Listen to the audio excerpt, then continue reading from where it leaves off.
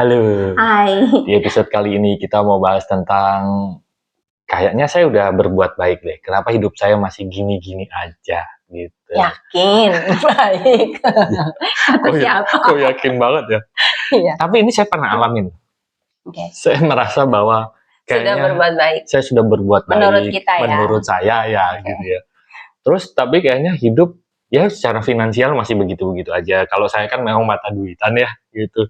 Jadi melihatnya seperti itu. Terus seringkali juga tidak hanya berbuat baik, mungkin kita merasa tanda kutip rasanya kita juga sedang dizolimi orang gitu. Padahal kita nggak ngapa-ngapain Padahal kita dia nggak gitu ngapa-ngapain ya. gitu ya. Kayaknya saya sudah ya berbuat baik lah, tapi kenapa begini-begini aja? Menurutku kenapa? Kok lempar? Ya, menurut saya ya, menurut pengalaman pribadi juga ya, Iya. ketika saya merasa sudah berbuat baik, tapi kok kayaknya feedbacknya nggak enak gitu ya. Yang pertama, baiknya itu sebenarnya gini, kalau kita bahas soal baik, standarnya itu kan sangat abu-abu ya. Ya. Baiknya Dan menurut subjektif ya. subjektif, baiknya menurut siapa, kadang-kadang menurut kita baik, menurut kita benar, niat kita baik, tapi kok begitu kita lakukan feedbacknya nggak enak gitu ya. Kenapa? Salahnya apa gitu ya. Karena itu kita memandang dari sudut pandang kita, standar kita, baiknya seperti itu. Padahal sebetulnya baik tidak baik itu kan ada dua arah ya. Menurut kita baik, tapi menurut orang lain bagaimana. Terus yang kedua, menurut kita baik, tapi apakah benar, itu sendiri juga beda baik lagi. Gitu ya. Benar tidak benar itu kan juga kita nggak tahu apakah yang kita lakukan ini benar-benar benar apa enggak gitu. Apalagi kalau itu berhubungan dengan orang lain. Karena kan seringkali benernya kita sama benernya orang juga beda, gitu ya. Jadi kalau mau digali lagi, kenapa ya kok hasilnya ternyata nggak baik gitu? Sebetulnya balik ke soal bibit sih. Gimana gitu itu? Ya. Jadi walaupun di permukaan kan kita bisa melihat sesuatu yang kita lakukan baik atau enggak itu kan berdasarkan apa yang ada di permukaan, gitu ya. Tapi sebetulnya ada hal-hal yang berperan di balik apa yang kita lakukan itu, yaitu kayak frekuensi getarannya, dan frekuensi getaran itu sangat dipengaruhi oleh niat. Niat sangat dipengaruhi oleh sudut pandang atau emosi yang bermain di dalam diri kita. Nah, itu kan hubungannya dengan bibit ya.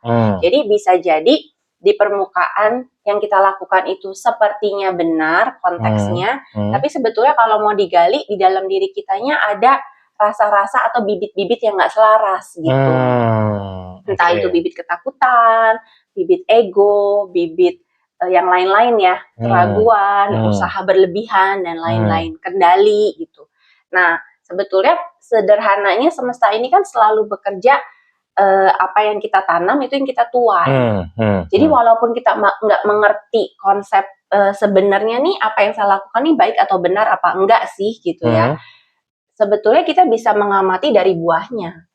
Kalau buahnya selaras berarti bibitnya selaras. Karena kalau kita lihat buah mangga ya pasti buah mangga itu berasal dari bibit mangga gitu kan. Dan kalau buahnya jeruk ya berarti yang ditanam bibit jeruk gitu kan. Kecuali bapaknya duren. Anak di luar nikah gitu. Terus?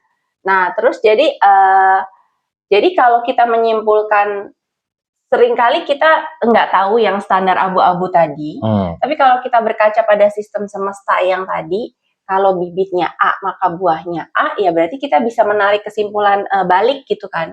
Kalau buah yang saya dapatkan tidak selaras, maka berarti ada sesuatu di dalam apa yang saya lakukan yang punya bibit nggak selaras. Sehingga bibit itu yang menarik hasil yang menurut kita dizolimi, tidak menguntungkan dan lain-lain. Cuma kadang-kadang kita perlu nyari lagi ya. Iya. Nggak selarasnya ini di mana gitu. Nah, ada contoh pribadi nggak dengan hal yang barusan kita ceritain tadi? Contohnya sebetulnya misalnya ke anak deh gitu ya. Ke anak. Kita sebagai orang tua pasti pengen yang terbaik untuk anak gitu ya. Kita sudah berusaha mengatur gitu, bahwa anak nih harusnya begini, begini, begini. Tapi kok ternyata pas kita lakukan, feedbacknya tuh nggak enak, entah anak itu malah nggak berterima kasih gitu ya, atau secara jangka panjangnya apa yang kita lakukan itu malah membuat anak itu jadi nggak mandiri, misalnya dengan apa-apa kita siapin, itu kan maksudnya baik gitu kan. Tapi kok ternyata buahnya anak itu malah jadi tanda kutip kurang ajar, tidak berterima kasih, nggak mandiri. Lalu kita berpikir kenapa buah yang bibit yang kita sudah usahakan baik, tapi kok hasilnya nggak baik. Ternyata kalau di saya pribadi, begitu saya balik ke yang tadi ya, niat dasar saya apa sih pada waktu melakukan itu, sebetulnya ternyata ada rasa khawatir berlebih kalau saya nggak bantu, nanti anak saya nggak bisa. Kalau saya nggak siapin, nanti anak saya ketinggalan, berantakan. Nah, tanpa disadari, khawatir itu yang membuat niat saya itu jadi tidak bijak. Jadi bukan membantu atau menyiapkannya yang ternyata nggak benar ya, tapi porsinya. Karena ketakutan saya, akhirnya porsi saya berbuat baik itu bisa dibilang bablas. Maksudnya baik, ternyata porsinya bablas. Kenapa bablas? Karena ternyata itu malah mengurangi tanggung jawab anak, malah mengurangi pembelajaran dia, sehingga akhirnya kebaikan saya berbuah tidak baik, dan saya bisa jadi akan menganggap ini anaknya nih yang nggak tahu diri gitu ya. Padahal bisa jadi yang tadi, bibit yang saya punya pada saat melakukan itu adalah khawatir berlebihan ini. Nah, Oke. Kalau misalnya hubungannya dengan diri kita sendiri gitu, contohnya di aspek finansial gitu ya. Kita merasa kayaknya kita sudah membantu orang, tapi kayaknya kondisi finansial kita kok tidak beranjak lebih baik juga. Terus bahkan mungkin nggak cuma berbuat baik ke orang lain gitu ya.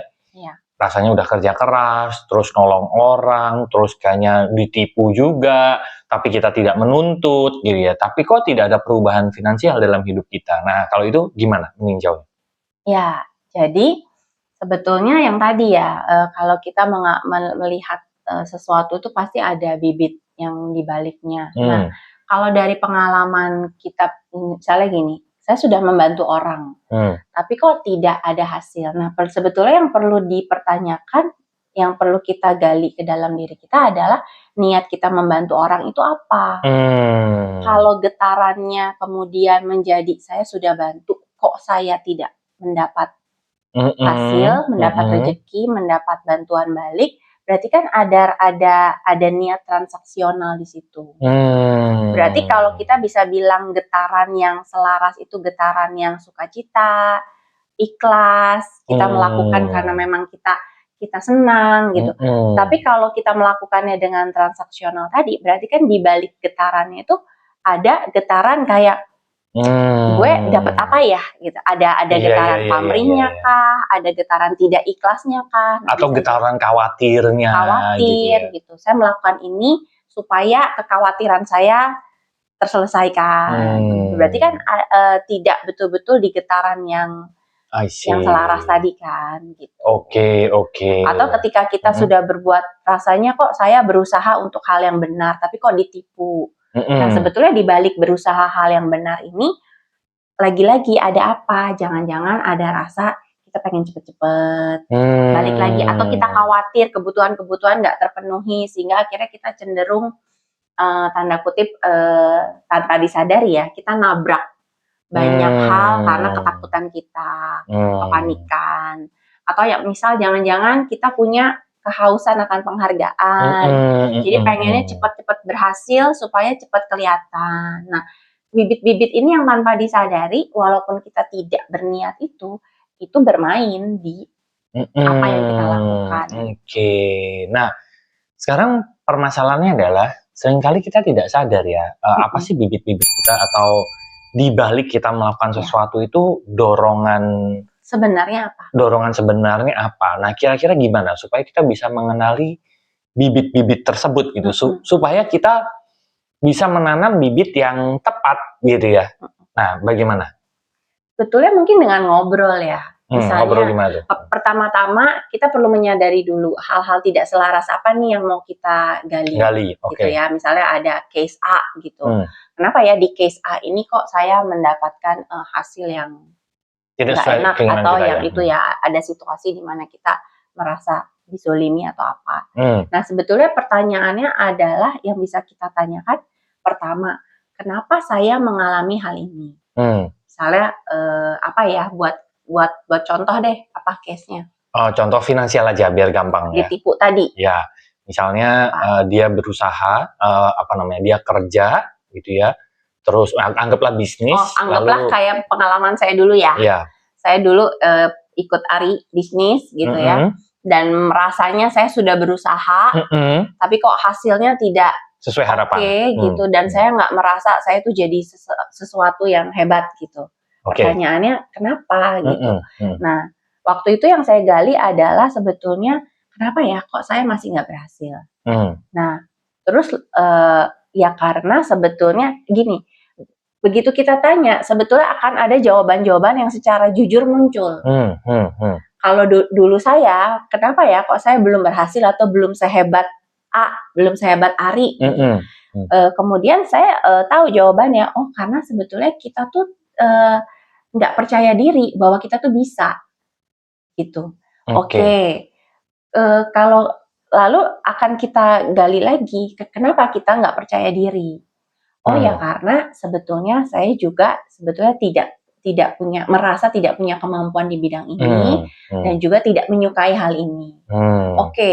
Kalau nggak suka, terus lantas kenapa kamu masih mau melakukan?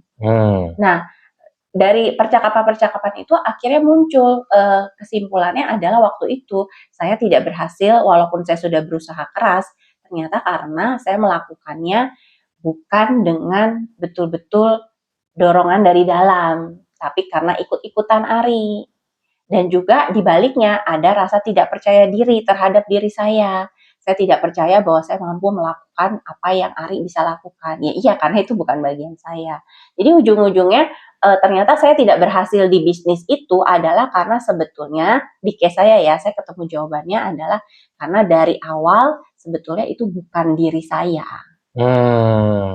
Jadi walaupun saya sudah belajar ini, belajar itu secara sadar, saya berusaha. Tapi kok nggak berhasil? Ya karena begitu digali-gali, tidak ada perasaan suka, tidak ada perasaan percaya, dan juga sebetulnya itu bukan diri saya kalau mau jujur.